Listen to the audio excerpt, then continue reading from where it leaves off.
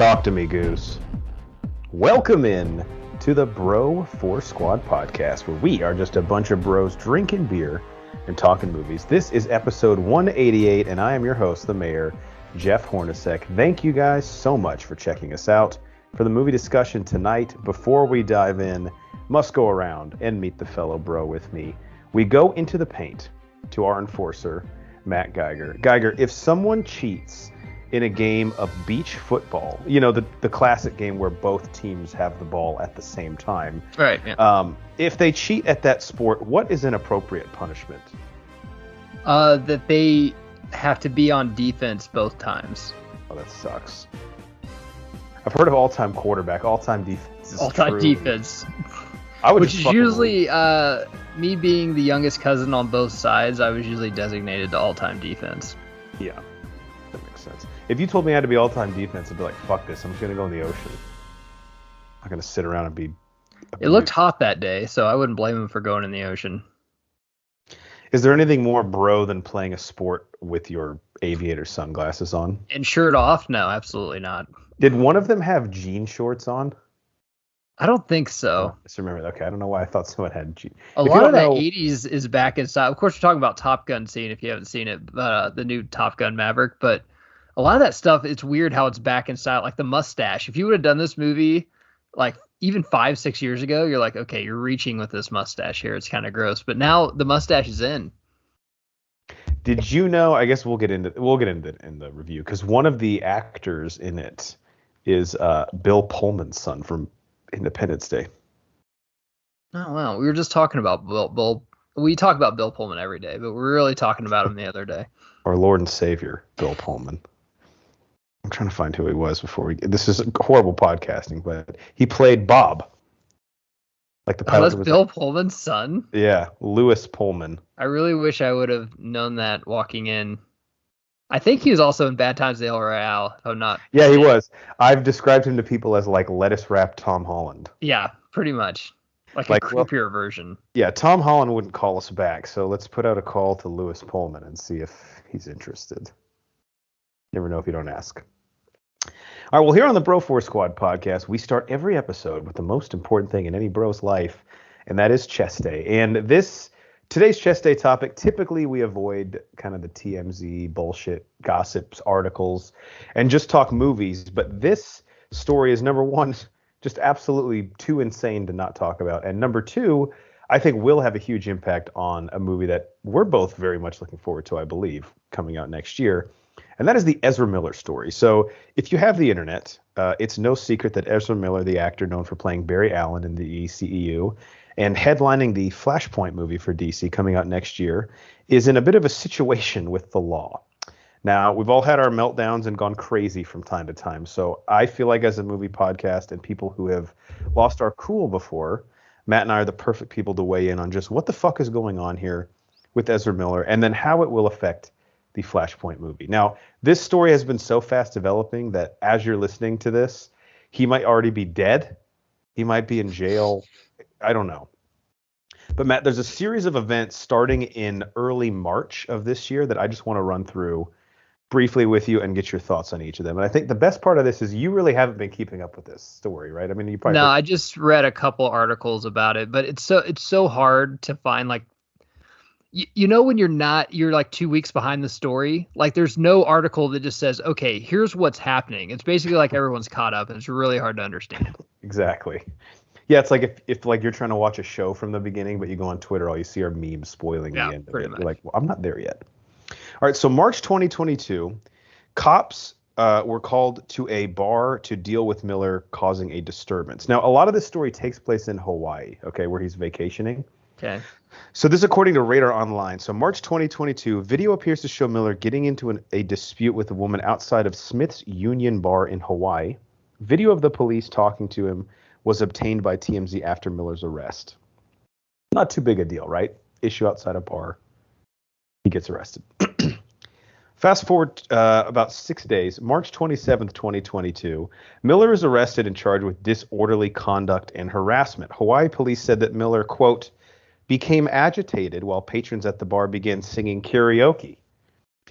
They were accused of screaming and grabbing the microphone from a woman singing Shallow from A Star is Born before later lunging at a man playing darts. He was then released on bail. Now, Matt, if someone's singing Shallow off key, I think this is acceptable behavior. So I got the cancel alarm going. It's not like, let's say it's 100-mile per hour speedometer, the cancel speedometer. I'm like at a 10 right now. Like we're in a golf cart speed. This isn't that bad. The Shallow thing, I could see a pretty good PR firm spinning that into just a misunderstanding because a lot of people are sick of that song. Sure.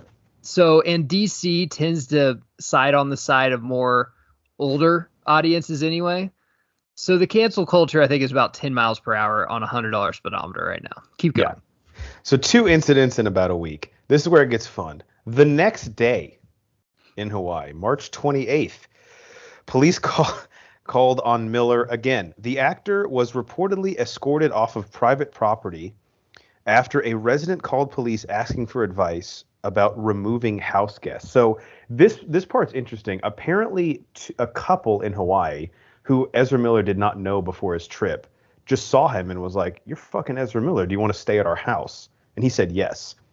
And they called the police asking to remove him on March 28th. The next day. I'm about 30 miles an hour. Still, once again, you ask him to stay over. He's a Hollywood guy. I mean, he's probably doing drugs and staying up at all hours of the night. Maybe you're reading. Maybe you're a couple that has 2 kids, and you're like, dude, we're usually in bed by 10. We don't wilding out like that anyway. So I'm about 30 miles an hour right now. And I'm thinking of this not as a fan, as like an executive. I'm still like, all right, maybe he's just having a weekend in Hawaii. Yeah. So now the next day, 3 straight days in Hawaii, the same couple takes out a restraining order on Ezra Miller. And Matt, this is the quote of the year, and I think we need to get it put on a Bro Force Squad shirt. So Miller had reportedly been staying with a couple at a hostel in Hawaii, but they took out a restraining order on the actor after claiming Miller threatened them and stole items including a passport and wallet. Miller said to them, and I quote, "I will burn you and your slut wife," end quote. Miller is accused of telling him. All right, I'm about to 40, 50 miles an hour now. We might be speeding on some streets, but once again, a good PR firm, maybe his wife is a slut. I mean, what's her past? Are we going to get in her closet? Sure, let's dig that up. No one's innocent. So 3 straight days and 4 times in the past week in Hawaii, Ezra Miller has been either arrested what celebrity would you see on vacation with your wife and ask, "Hey, would you want to stay with us?" You'd have to be kind of an idiot to do it. Even if it is your celebrity, you'd probably be afraid of maybe A, him fucking your wife, and B, maybe he's a fucking nut job. That's the thing. The people who asked him to stay at their house, like, that's fucking weird, right? Like, if you and I saw, this is a bad example because we love his movies but think he's crazy, but if we saw Christian Bale out at a bar, there's no way you'd be like, "Dude, you got to come sleep on my couch." No. There's no way that ends well. I would ask to sleep on his couch, but not the other way around. Sure. So again, probably, like, I'm not trying to victim shame here, but the person who would ask someone they don't know just because they like their movies to stay at their house, probably not the most sound of decision makers. Also, what kind of situation is Ezra Miller in that he like needs a place to stay? Like, you don't have a hotel room? You're fucking he's Ezra. in Hawaii, right? So yeah, why is he? Okay, keep going. He's just like, all right. So now Ezra Miller takes a week off. You just sound like he's on drugs, pretty much. But.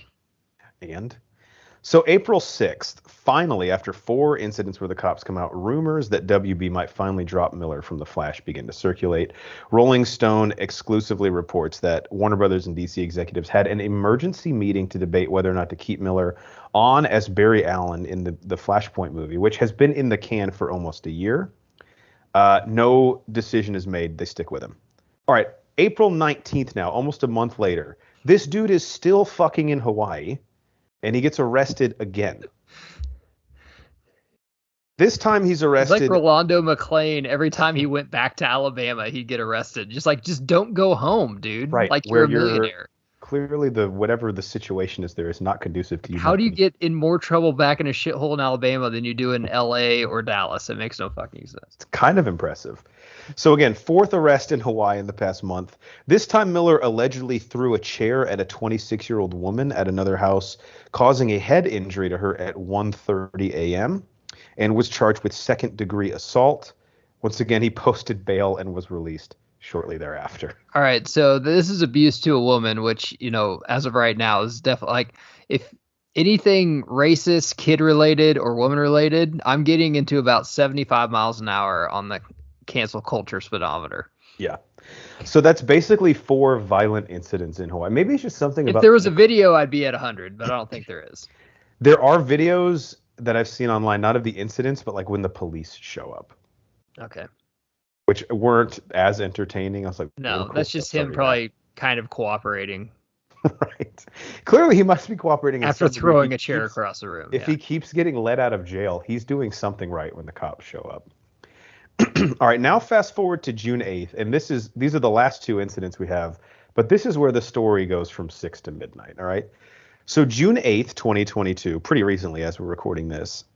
Ezra Miller is accused of grooming an 18-year-old since she was 12.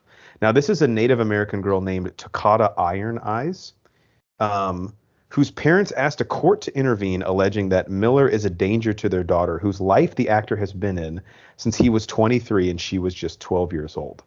Court documents obtained by TMZ claim Miller provided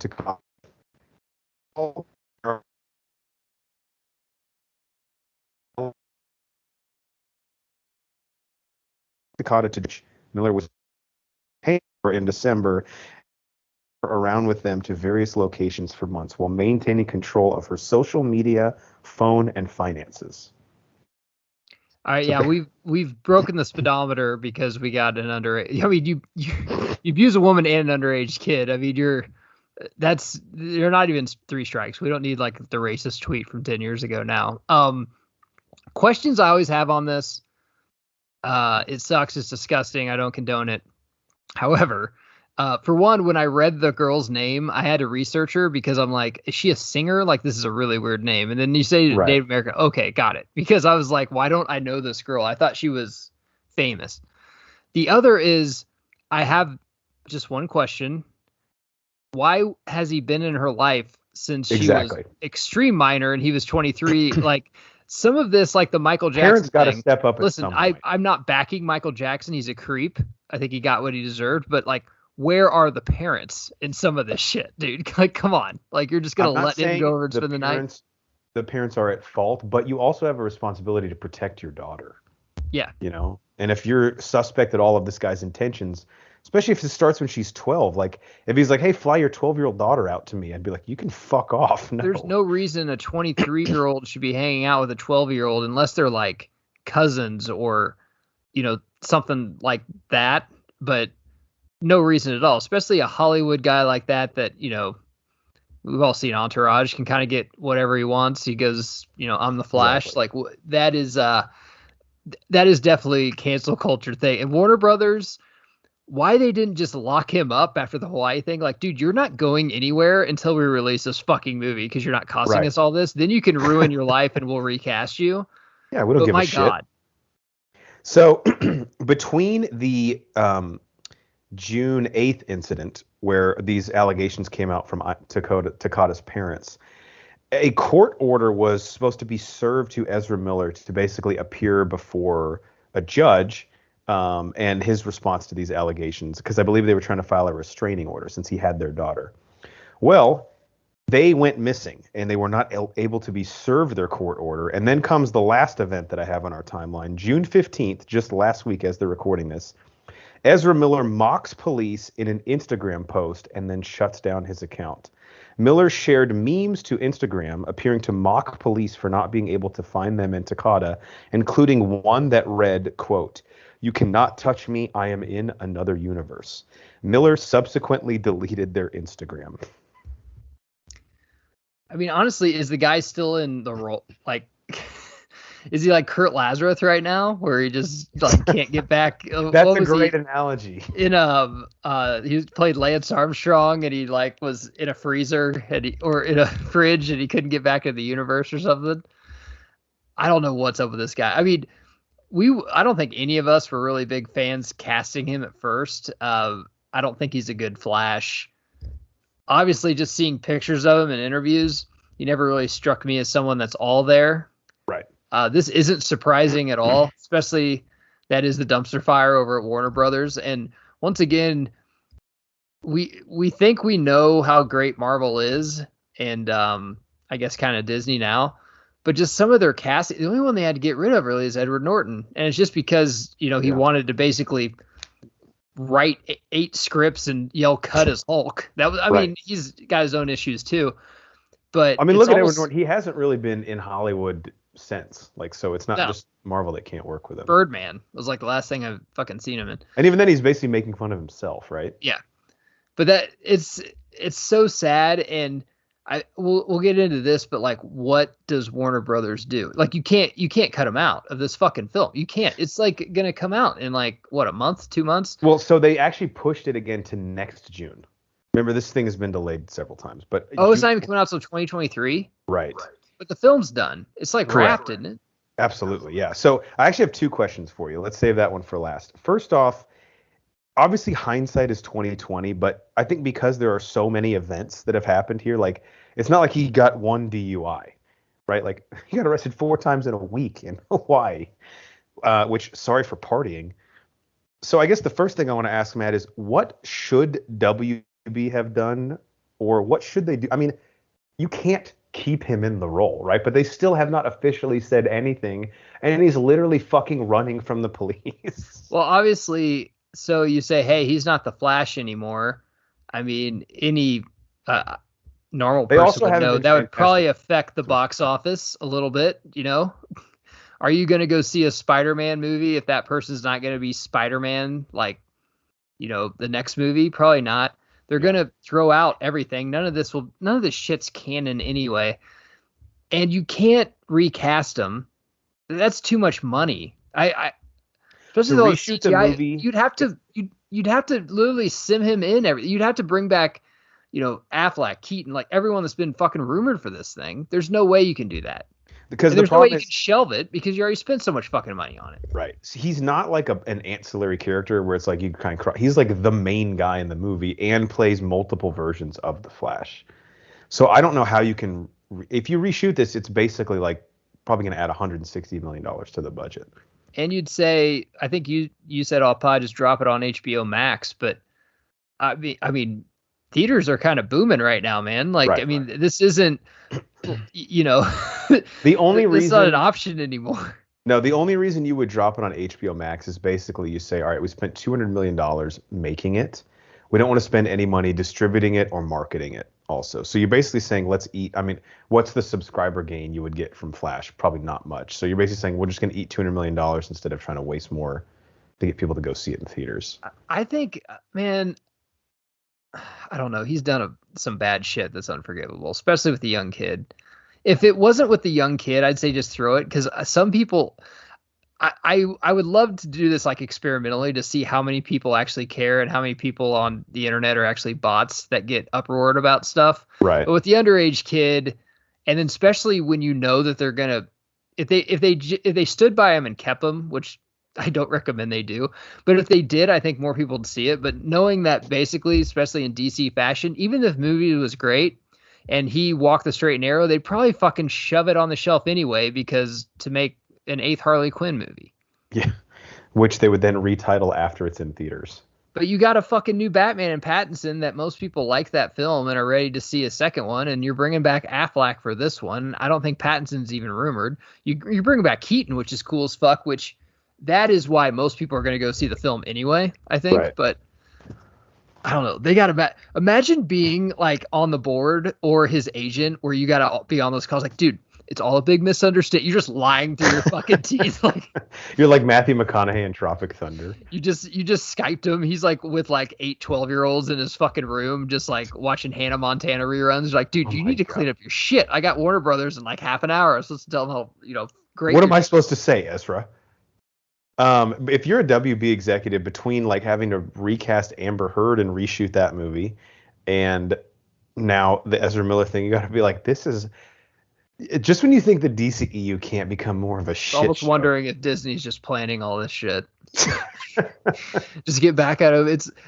It's a thing though, and I know a lot of people are calling for the TV Flash, to just step in, which they wanted at first for that to be. He's canon. A nice guy, but he's just not as good of an actor. Yeah, I don't think he couldn't be on screen with like Momoa and Affleck, however you think of him. I mean, he's a big time actor. Pattinson, if they throw him in there, Cavill. Man, that's a bad fucking situation, because if you throw that on HBO, if you throw that in theaters tomorrow, I'll go see it, Jeff, even if he's can't, just because Keaton's in it. That's the other thing, is I think they gotta just throw that out there. I don't know. You're gonna have to do some damage control, but I think you'll probably break even just on that fact. Then I guess there's this other element to it. I mean, he can't. How long can this guy run from the cops? Because this thing's coming out a year from now. We have a pretty short attention span. Like, there'll be 7 I don't think anyone will care. I think it might be good, right? Pay off the families and then just have them do some damage control or something. Do a commercial with Sarah McLachlan and some puppies that need homes. I think it'll be fine. Yeah. We should work in PR for these guys. What you got to do, though, is you got to fucking chill out, Ezra, for like a little while. Look at these kids. What are you going to do about it? He'll have to build like an orphanage somewhere or something to make up for the mistakes he's made, especially with children. I don't know. By the time this episode comes out, which will probably be a week from when we're recording, like end of June, who knows? He could be dead. He could be in police custody. Maybe the whole thing's a misunderstanding. I doubt it. But I do know one thing for sure. Ezra Miller should not ever go back to Hawaii. No. There's some people that just don't need to go back to certain towns. Like in The Hangover Part 3 when they go to Vegas and Ed Helms goes, someone needs to burn this place to the ground. They are going to shoot like an Aquaman scene in Hawaii. The Flash needs to be like literally not even on the other side of the world, on like Earth 3. Like just a different fucking Earth. Right, in a different multiverse where they don't have Hawaii. God, imagine the cops, like, because Hawaii's not that big, like whatever island he was on. They get another call and they're like, dude, if this is fucking Ezra Miller again, I swear to God. It is. It's Ezra Miller. He threw a chair at someone now. That job. Fucking mess. And none of it connects anyway. So what are we even doing? It's true. I wonder if they can change the ending now where he like goes through like runs and breaks the Flashpoint barrier again and then like becomes Grant Gustin. That's what they should do, honestly, if they want to. Or just kill him off. Yeah, that shouldn't be too hard. All right, moving on to the second part of our show, which is our protein shake, where we go around and talk about what is in our cup, also known as what have we watched lately. Matt, I have 2 things I want to tease as far as movie commentaries that we did that will be dropping soon. Thor, the original Thor. Banner and I did a movie commentary on this, which will be coming out. I was listening to this probably next week before Thor: Love and Thunder. So be sure to check that out on our YouTube channel and Apple Podcasts as we watch the original Thor in preparation for the new Taika Waititi film. And then you and I don't know when this is coming out, but we did A League of Their Own. The classic, and actually it's worth listening to at home just to plug ourselves, because we have an interesting discussion at the end over the way the game ends and maybe Dottie Hinson's perceived actions that I would love to get everyone listening's perspective on. Don't know when that's dropping, so just keep an eye out for it. All right, Matt, what's in your cup? What have you seen since we last spoke to you? I saw a couple things, but I just want to touch on one. I took the wife to Top Gun in theaters. We've talked about theaters coming back. There's certain movies, Jurassic Park's out, Top Gun, you got to see in theaters, especially like a Dolby Cinema or something like that. Man, we praise Ghostbusters, and rightfully so. Top Gun's better than Ghostbusters. Ghostbusters had a thing at the end that almost make you cry. Top Gun almost makes you cry like 2 or 3 times. Like, it's pretty good film. It's 80s, but it's not like it's not tacky. They really shoot this like an 80s movie, Top Gun Maverick, like they did the original back in 86, I believe. Check out our commentary on that as well. But it helps that Tom Cruise took good care of himself. It makes sense that he's like a veteran, but he can still fucking go, with, how he looks and how he's taking care of his body. No one else from that cast got the memo. That's why a lot of them aren't in the film. But Val Kilmer is, which, is extremely sad, but the way they use him is fucking perfect. Like I'm really disappointed they didn't bring in Meg Ryan, because just the way they use Val Kilmer is so creative and so almost honest to the truth that it's just pretty cool. And I will say this is probably, what do we call these? Nostalgia films? Like nostalgia sequels? Lega sequels. Lega sequels. Where it's probably, like they bring back the old cast, but then they try and introduce like a new cast if they want to keep it going. Very similar to Ghostbusters, like you said. Probably the greatest one I've ever seen in theaters. I would say not A New Hope. The Force Awakens is up there. Say what you want about the story. After rewatching it, I really like it. If I just forget that the other two were made. Right. And just seeing it around Christmas. We were fucking pumped. We were like, oh yeah. And you saw it with your mom, right? Yeah. Seeing it around Christmas with my dad and my mom, who saw that movie in high school, it was one of their first dates. Oh, nice. And having Harrison Ford back and shit was so fucking cool. So I will say with the theater experience, which is something we talk about a lot, say Force Awakens is up there, but Top Gun as an overall movie is like the greatest legacy, whatever the hell you called them. What'd you call them? Lega sequel, I think. Lega sequel I've fucking ever seen. Like the new Halloween, I think they considered a Lega sequel. Miles Teller looks exactly like Goose. It buys him that he's his son. Yep. The other cast, Hangman, I thought was fantastic. Dude, how cool was Hangman's helmet? It was fucking badass. The names were really cool. Like Coyote was really cool. Bob was cool as like a kind of a joke or whatever. Yeah. Phoenix. It was a great film. It made sense. And our friend who's been on a couple commentaries, Brent can't remember his Berry. handle. Yeah, Brent Berry. Brent Berry. Sorry. But who is actually a fighter pilot. Getting his 2 cents was really cool too. How he agreed. He's like, man, a lot of this, you could tell like real pilots did this. The mission makes sense. I think the planes are more state of the art now. Like, I think the mission would be a little simpler. When they shot this, it was 5-10 years ago, maybe. Dude, it was crazy how long this sat in the can. They've sat on this movie for fucking a while. 10 out of 10, man. Great theater experience. I'm getting mixed reviews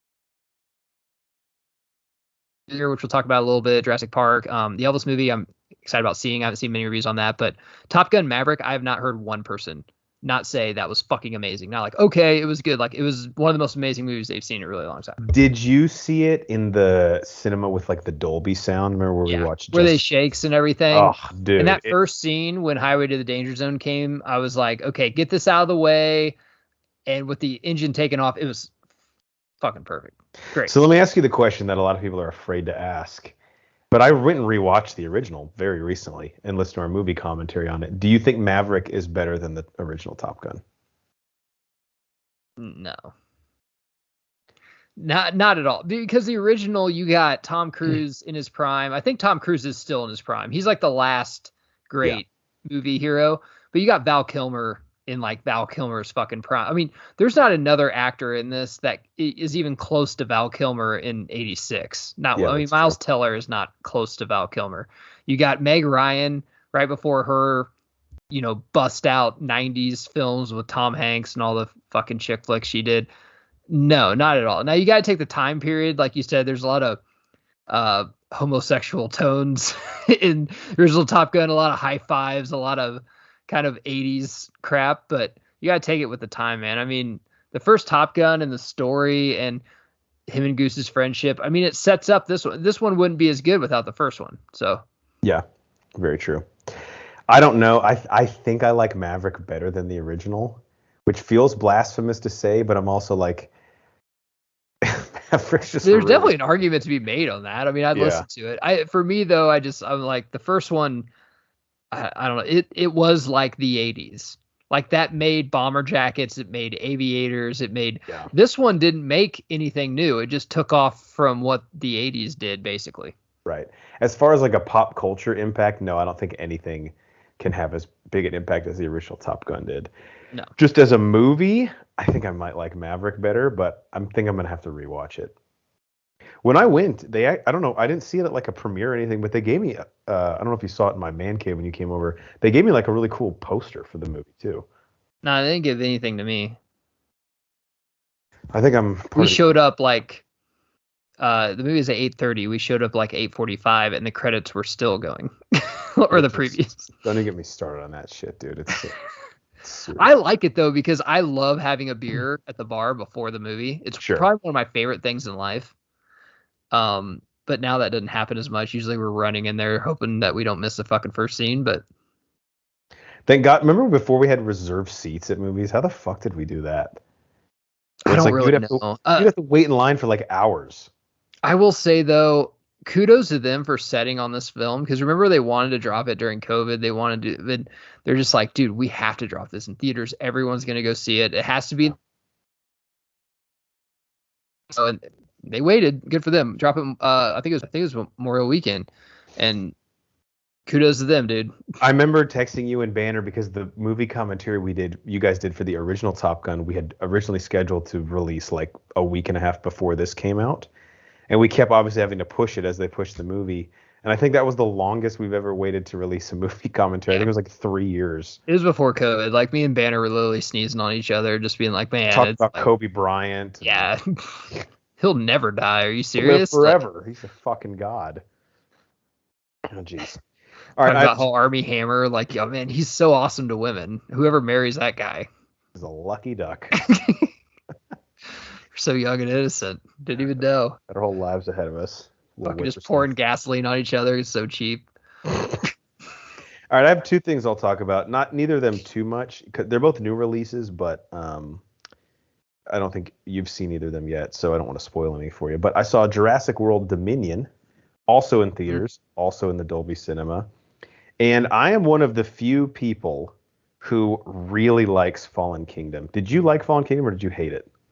I don't know. Listen to our review and let me know what I think of it. It was so long ago and I've only seen it once, which I think means I probably was either so or didn't like it. Because I know you World love comes Jurassic. on, I always watch it.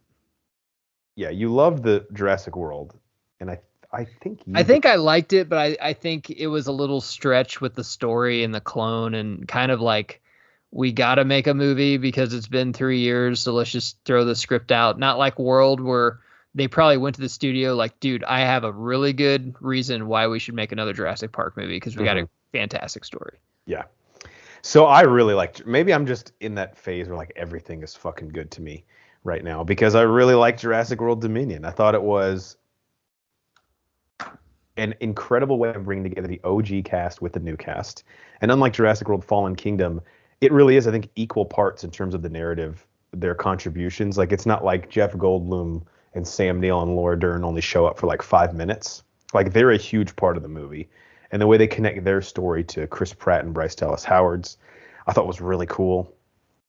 There are, obviously I won't spoil anything, but there are some pretty major retcons from Jurassic World Fallen Kingdom that I could see people having some serious issues with. And there is a big part of the plot that doesn't really have to do with dinosaurs, but there's some great dino action in this. And if you have a Dolby Cinema near you, like I highly recommend seeing it in that setting. I'm kind of like all these big movies now, like if I can't see them in Dolby, like if they don't have the time I want, I'm almost not even going to bother because it really does make a huge difference. Like thanks, but no thanks. Exactly. I didn't like the trailer where a Velociraptor literally got like Bryce Dallas Howard was outrunning it, but that might not be in the film. But I don't remember that scene in the movie, but maybe it's there. She has some pretty crazy escapes. But there are some pretty awesome action set pieces. And the concept, I know it's like the last trick arrow we had in the bag, but the concept of dinosaurs now like being out in the whole world and populating the planet is something Banner's been dreading for a long time. And it really is like the last trick they have up their sleeve, but I thought it was pretty well done. That's why he hates the Lost World so much, because the T-Rex goes to San Francisco. He just loses. If Fauci had in the next one saying to shelter in place, then is there going to be a next one? I mean, with all these franchises, like if they think they can milk one penny out of it, they'll do it again. But this one ends in a way where Like I don't see where the next Okay. movie would go. So hopefully we have some time. Let it breathe a little bit. The other thing I watched, just saw it this week actually, was Lightyear in theaters. So interested in this.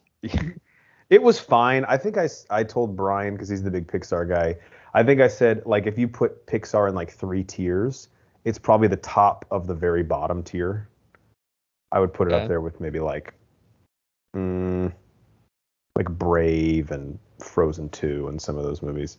I thought the animation looked really cool. Tim Allen's always going to be my Buzz Lightyear, so seeing Chris Evans in the role was a bit odd. It didn't have as much humor as most Pixar movies.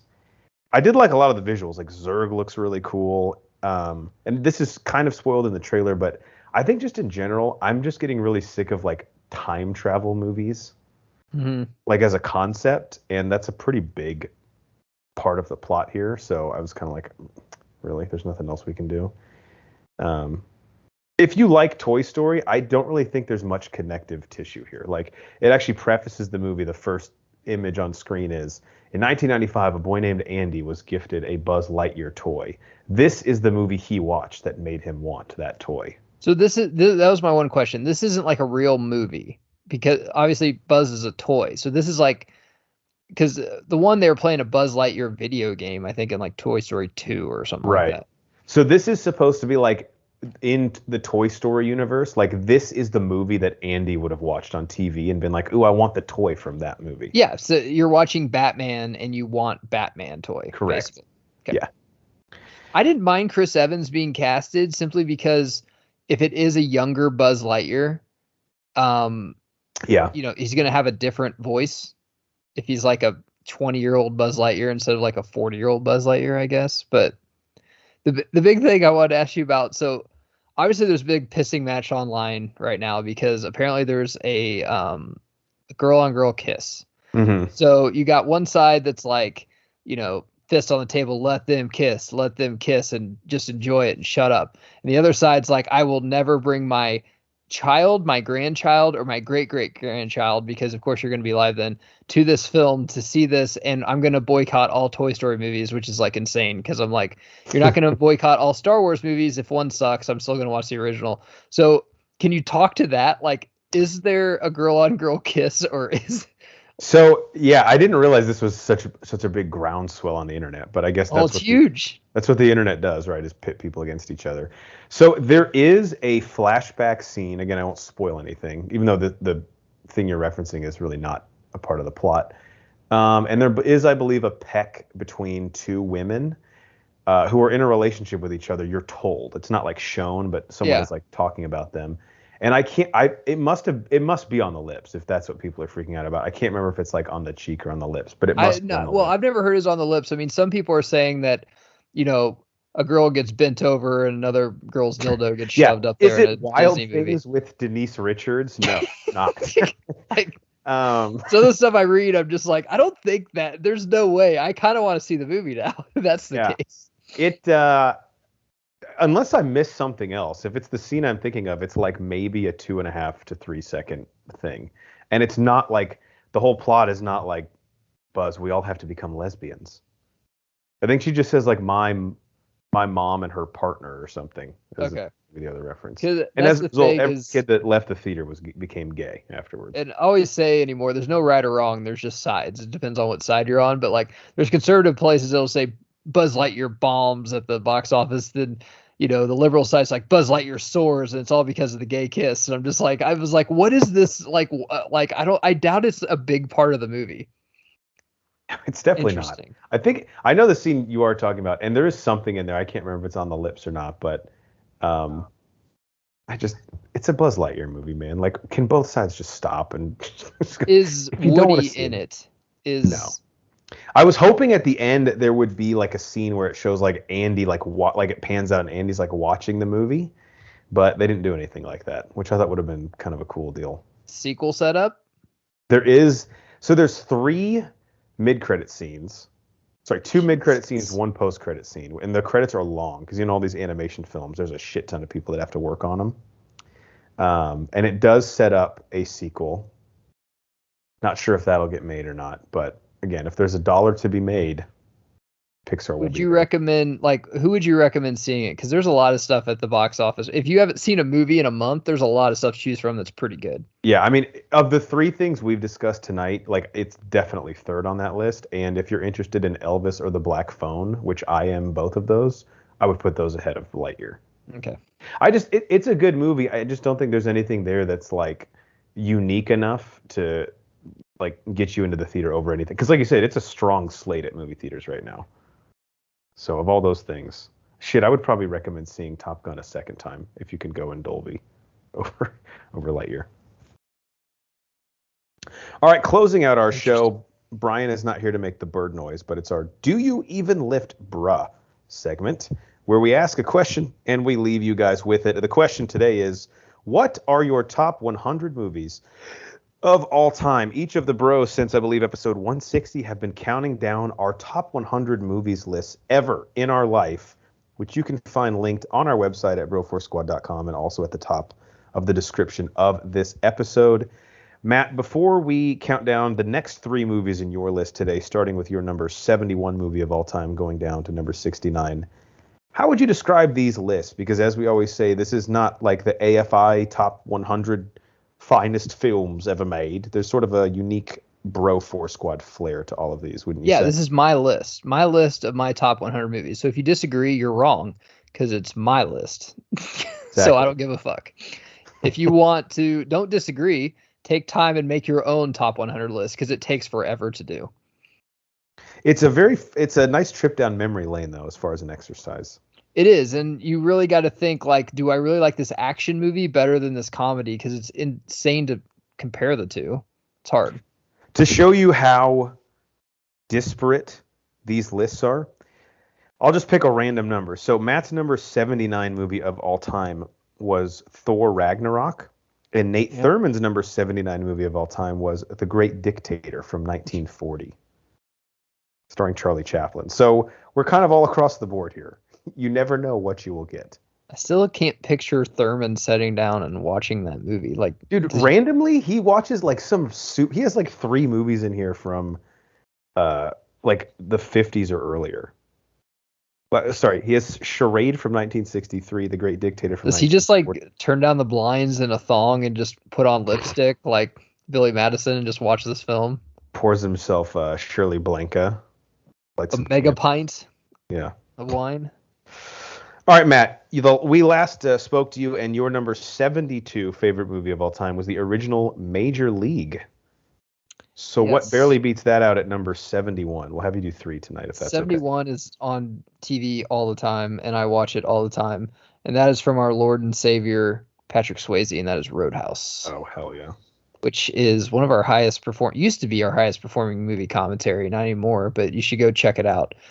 This movie is so fucking good, dude. It's so dumb. It's about a bar in Missouri, and it's about the bouncer. That is like the plot. Who doesn't drink and has to save the town. So any small town, think of the bar, think of the bouncer. He has to save the entire town from this rich asshole, which is that's it. Now press play. Would you say it has one of the greatest movie quotes of all time when he's getting stitches and he says, "Pain don't hurt"? Pain don't hurt. There's so many great quotes that if you ever work in the service industry or a bar, like, you fucking use them in this film.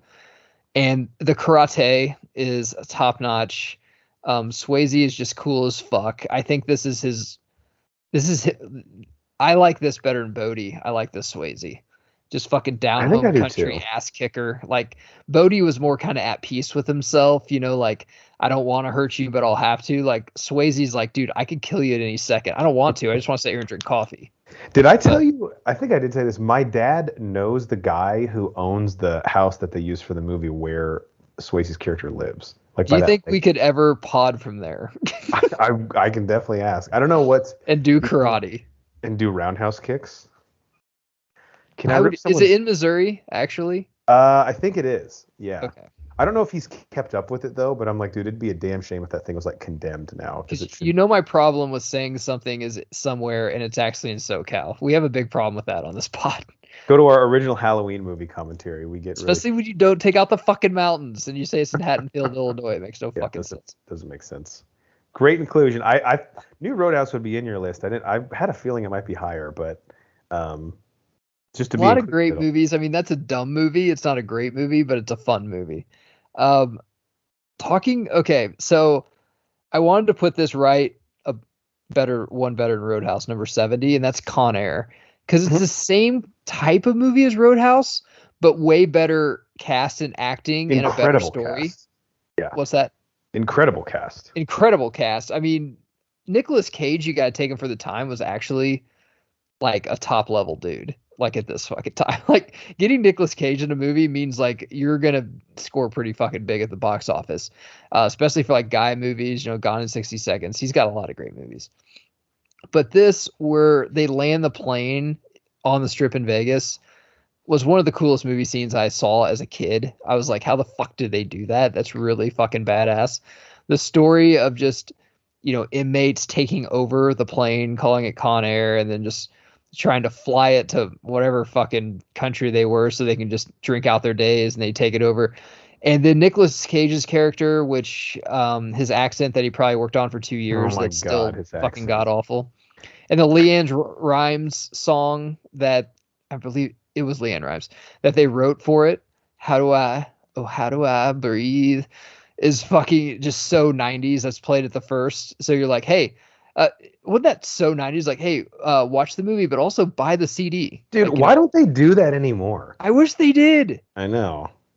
Like, remember the Schumacher Batman? I guess maybe we have no movies that, well, Kiss from a Rose on the Grave was for Batman Forever. Yeah. We have no movies now that have like the original soundtrack. I think the last one was the original Suicide Squad that were so jacked up on, that had like Rick Ross on it, and Imagine Dragons had a really good song. Yeah.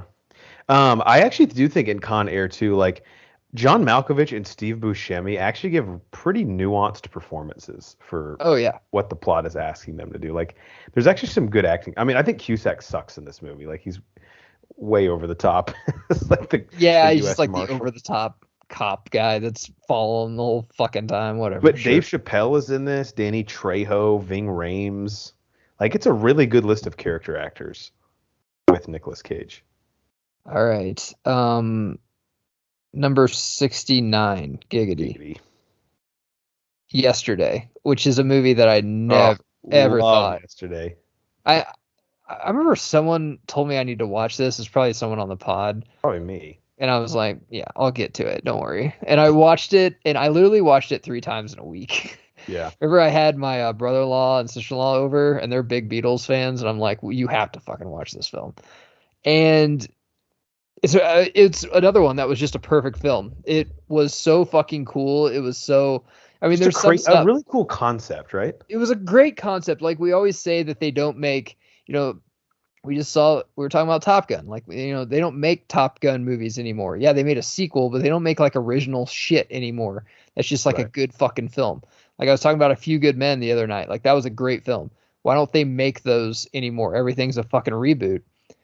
This was not that. This was a perfect film. I mean, there's some stuff you can pick at like where the power outage went out, and you know. But to me, that's why does the Rolling Stones exist? Why is it just the Beatles? But like, who cares? You know, like, it's all right, cool. Let's do it. But there's just certain stuff that doesn't exist. Like, wasn't it like Coca-Cola? Harry Potter doesn't exist. Yeah, also. There's just some original stuff that if you go deep dive on the internet and you want to get high enough, I'm sure there's some really cool fucking origin stories about it if you want to fucking read. But him trying to remember all the songs and being like, dude, I'm going to be like the biggest fucking, you know, movie star there is. And then, or, you know, songwriter there is. And then meeting John Lennon at the end. Yeah, I was going to say, I didn't know if we wanted to spoil that or not, but fuck it. Let's talk about it. That scene to me, like, my mom was crying in theaters. I mean, that came out like 6 years ago. So if you haven't seen it, that's on you. It isn't like a mainstay film, but at the end, because he wouldn't have died, like no one would have been obsessed with him if he wasn't a Beatle, and he's just like, yeah, you know, I lived, I loved, I made a good life. It wasn't too bad. Like, he's just living by the ocean, just chilling. Yeah, chilling. Dog or whatever. But what a great fucking film with the greatest band, I mean, probably ever, unless you're Thurman. But I forgot about that. Yesterday on my list clocks in at, it just missed my top 100. It's at 116, and I had it right behind the original Sam Raimi Spider-Man. Oh, nice. So, again, we always want to reward originality, and I can promise you that Danny Boyle having the balls to pitch that movie to studios, like what? It's like, I trust me, I can pull it off. Yeah, trust me. Let's do it. Plus, it was just how far am I going? you can do one more if you want. Okay, I'll do one more.